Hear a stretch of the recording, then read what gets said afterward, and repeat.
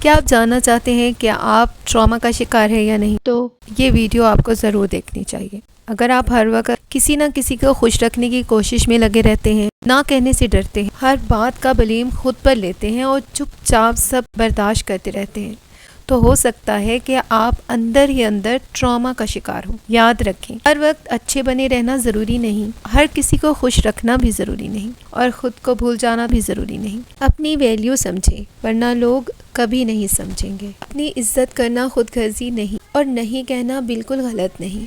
اپنی خوشی کو اہمیت دینا ضروری ہے، کیونکہ جب آپ خود ٹھیک ہوں گے تبھی زندگی بہتر محسوس ہوگی، اور تبھی آپ اپنے ارد گرد کے لوگوں کا اچھے سے خیال رکھ پائیں گے۔ اس لیے سب سے پہلے اپنا خیال رکھیں۔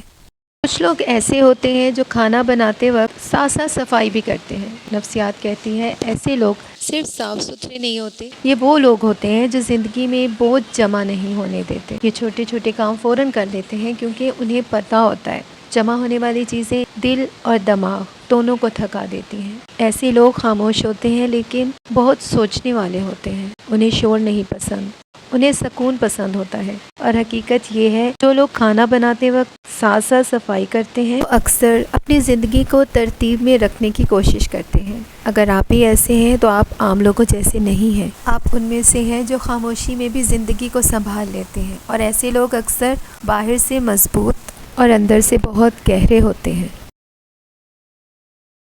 مزید ایسی ویڈیوز دیکھنے کے لیے سبسکرائب کرنا مت بھولیے گا، کیونکہ علم ایک طاقت ہے، سیکھتے رہنا بہتر ہے۔